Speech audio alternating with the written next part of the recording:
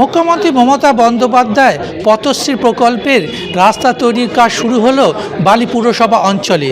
বালি পুরসভার মুখ্য প্রশাসক ডক্টর রানা চট্টোপাধ্যায় আজকে তিনি জানালেন যে ৭৬টি রাস্তা তৈরি হবে বালি, বেলুর, লিলুয়ার বিভিন্ন জায়গায়।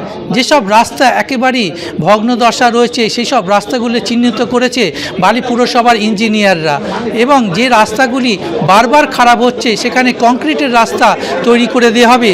যেখানে অল্প খারাপ হচ্ছে সেখানে বিটুমিনের দ্বারায় রাস্তা তৈরি হবে। বাকিটি অন্যভাবে পরিকল্পনা করা হচ্ছে যাতে রাস্তাগুলি টেকসই হয়।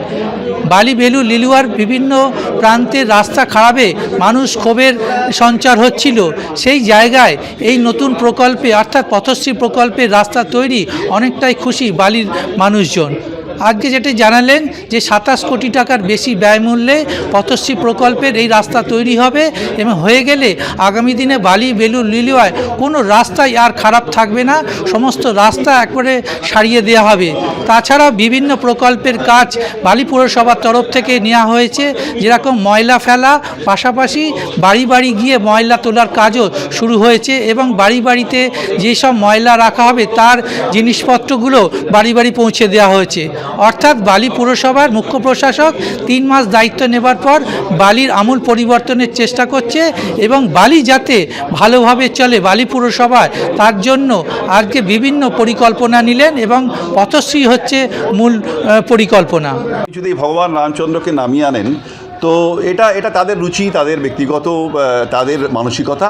তো সেই প্রশ্নের উত্তরে আমি যাব না, তবে আমি আপনাকে বলি যে বালি পৌরসভা পরিকাঠামোগতভাবে ডেফিনেটলি অনেকটা সাজিয়ে উঠতে পেরেছি আমরা, এবং যেখানে যেখানে আমাদের মনে হচ্ছে ডেফিসিট সেখানে আমরা সেইগুলোকে ফিল আপ করার জন্য আমরা লেগে আছি। এবং আমি আপনাকে আবারও বলছি, সাংবাদিক হিসেবে আপনি বালি, বেলুর, লিলুয়ায় জিজ্ঞেস করুন যে বিগত ৩ মাসে কাজের গতি আগের থেকে বেড়েছে কিনা, এবং সেটা আমি আশা করছি আপনিও মাথা নাড়ছেন, আপনিও সম্মতি দিচ্ছেন। সুতরাং আমি বলছি সেটাই আমাদের সাফল্য, এবং আগামী দিনে আমি কথা দিচ্ছি যে আর কোনো রকম এই অভিযোগ আপনি রাখতে দেব না। আর বিরোধীরা ভালো করে ভগবানের পুজো করুন, আমরা বাড়িতে করি, তারা তো দেখিয়ে মাঠে করেন, কারণ গীতা পাঠ করতে তাদেরকে মাঠে যেতে হয়। তো করুন, কারণ সামনে আসন্ন নির্বাচন, তাদের অবস্থা অত্যন্ত খারাপ। ওই জন্য ভগবান রামচন্দ্র সকলকে সুমতি দিন, আমি শুধু এটুকুই চাইলাম।